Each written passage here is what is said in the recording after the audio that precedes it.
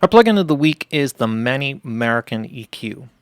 And the Manny Marrouquin EQ, or the Manny Marrouquin EQ, is an EQ that's part of the Signature series with Manny Marrouquin. So the EQ, like all of Manny's plugins, are sort of select tools that he likes to use in terms of working with different sounds. So the Manny Marrouquin Reverb, for example, has a variety of different reverbs from different programs and different hardware devices that he likes. And so there are certain plate settings that he likes, they put that in.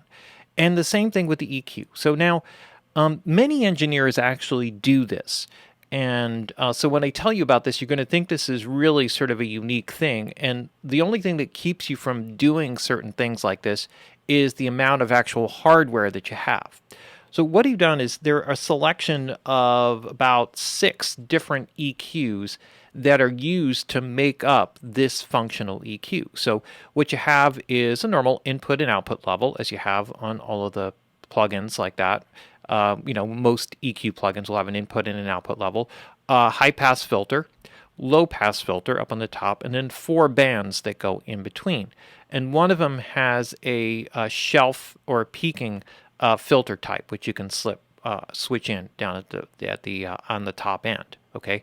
Now, when you go to the different bands, what you have are 6 different EQs: the Quad 8 EQ, the Neve 1073 EQ, a Motown EQ, the API 550 EQ, the Avalon 2055, and the SSL J series EQ from the 9080 series console. Or actually, a 9080 is a 9000 consoles are the J or a K series console. So there's a K console.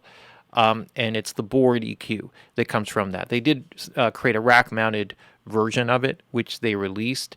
And it's a very cool kind of clean EQ. So each band has different frequency selections, and the different frequency selections connect to the different EQs. So for example, if you go to the high pass and the low pass filters, he happens to like the characteristic sound of what the SSL gives you.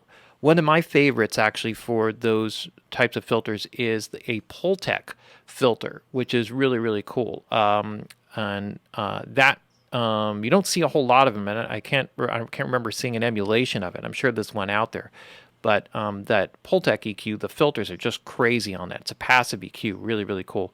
But the SSL ones are good too, and so it has different selections here, and you can actually, it's a variable control, so you can go through the different frequencies for a high pass, low pass filter, which is pretty straightforward, right?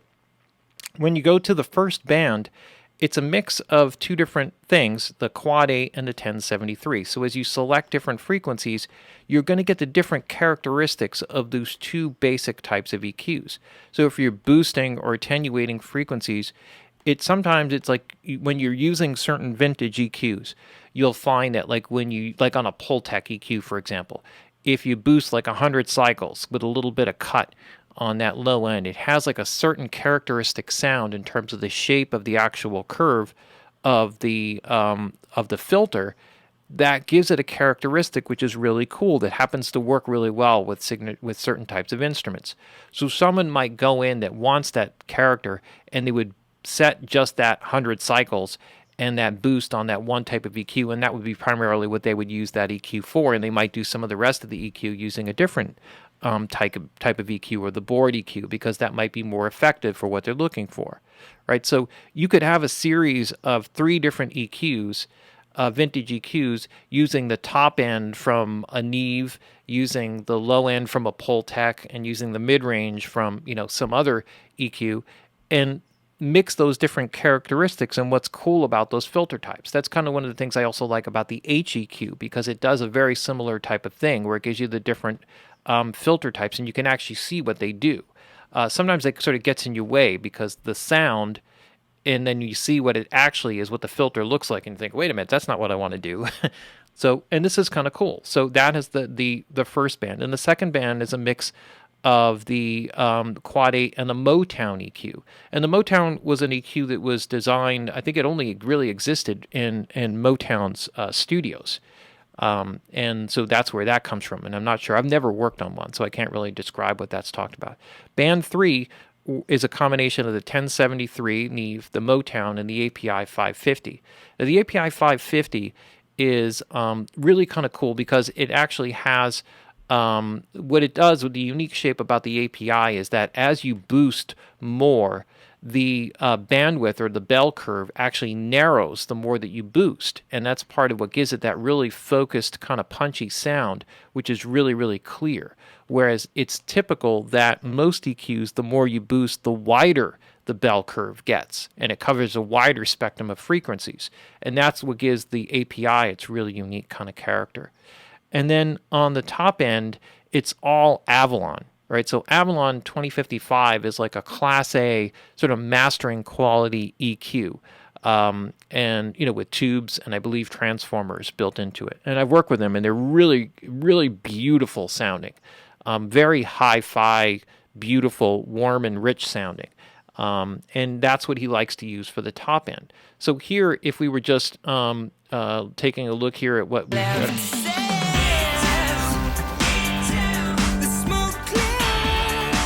and this is like, I'm going to go shelving EQ. Oops. We're going to have a little bit of stuff going on here with this. So maybe we want to do like a little bit of a boost on the low end, give a little thump down there. To put 10. I'm going to put a little filter down here. This is on a mix, so this is not necessarily a typical thing, but I'm going to filter a little bit of the sub stuff out right here. And then I'm just going to add just a touch of warmth in, actually, you know what? Yeah, I'm going to add just like a touch of warmth in over on this side, and let's just kind of leave this guy alone.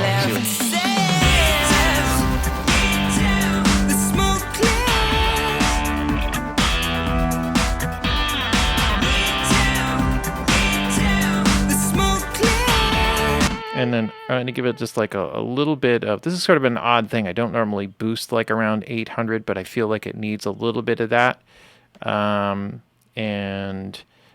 This is actually interesting. It actually has a 25K. So let's just go real like high-end air and see what that sounds like.